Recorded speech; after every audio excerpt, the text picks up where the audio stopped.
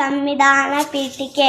ಭಾರತದ ಜನತೆಯಾದ ನಾವು ಭಾರತವನ್ನು ಸಾರ್ವಭೌಮ, ಸಮಾಜವಾದಿ, ಧರ್ಮನಿರಪೇಕ್ಷ, ಪ್ರಜಾಸತ್ತಾತ್ಮಕ ಗಣರಾಜ್ಯವನ್ನಾಗಿ ರೂಪಿಸುವುದಕ್ಕಾಗಿ ಭಾರತದ ಎಲ್ಲ ಪ್ರಜೆಗಳಿಗೆ ಸಾಮಾಜಿಕ, ಆರ್ಥಿಕ ಮತ್ತು ರಾಜಕೀಯ ನ್ಯಾಯವನ್ನು, ವಿಚಾರ, ಅಭಿವ್ಯಕ್ತಿ, ನಂಬಿಕೆ, ಧರ್ಮ ಮತ್ತು ಉಪಾಸನೆಯ ಸ್ವಾತಂತ್ರ್ಯವನ್ನು, ಸ್ಥಾನಮಾನ ಮತ್ತು ಅವಕಾಶಗಳ ಸಮಾನತೆಯನ್ನು ದೊರೆಯುವಂತೆ ಮಾಡುವುದಕ್ಕಾಗಿ, ವ್ಯಕ್ತಿ ಗೌರವ, ದೇಶದ ಏಕತೆ ಮತ್ತು ಸಮಗ್ರತೆಗಾಗಿ ಎಲ್ಲರಲ್ಲಿ ಭ್ರಾತೃತ್ವ ಭಾವನೆಯನ್ನು ಮೂಡಿಸುವುದಕ್ಕೆ ದೃಢ ಸಂಕಲ್ಪ ಮಾಡಿ ನಮ್ಮ ಸಂವಿಧಾನ ಸಭೆಯಲ್ಲಿ 1949ನೇ ಇಸವಿಯ ನವೆಂಬರ್ ತಿಂಗಳ 26ನೇ ದಿನದಂದು